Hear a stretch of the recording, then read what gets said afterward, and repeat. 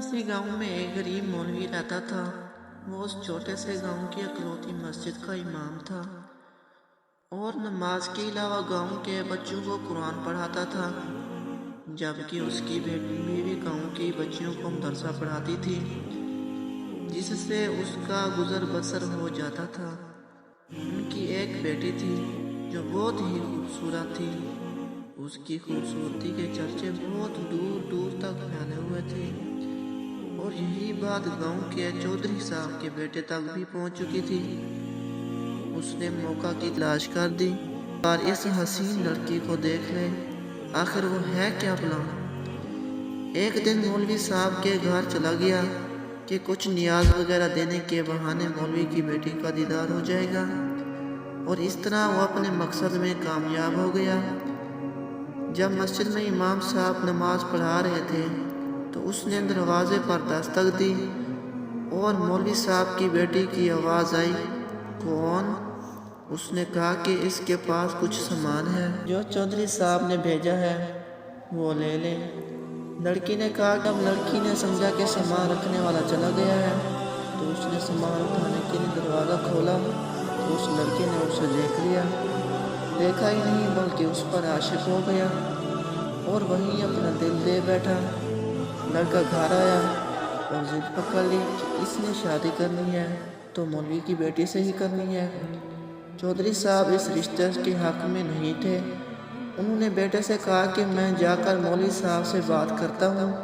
चौधरी साहब आए और मौलवी साहब से कहा कि मेरा बेटा शराब पीता है और हर बुराई है उसमें।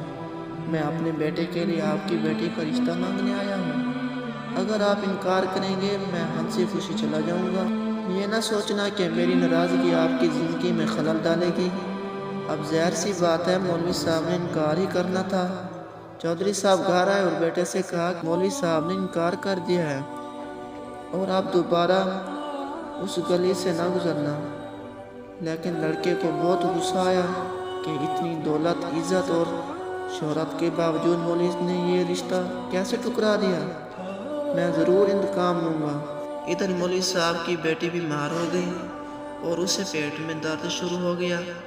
पहले तो वो घरेलू टोटकों से इलाज करते रहे, लेकिन जब बेटी का पेट फूलने लगा तो वो गांव के वाहिद हकीम के पास चले गए।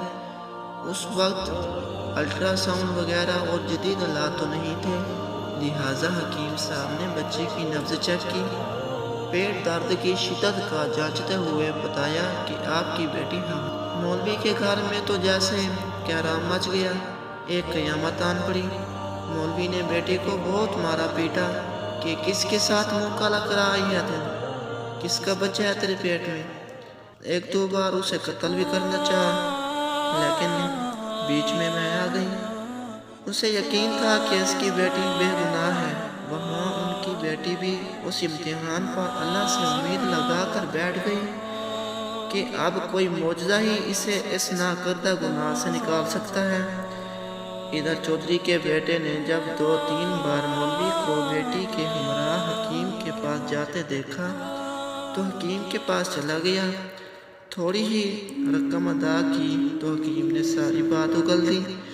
चौधरी का बेटा वापस आया और गांव के मिराती को कुछ रकम देकर सारे गांव में ऐलान कर दिया कि मौलवी की बेटी बगैर निकाह के हमला हो गई है। गांव की औरतें मौलवी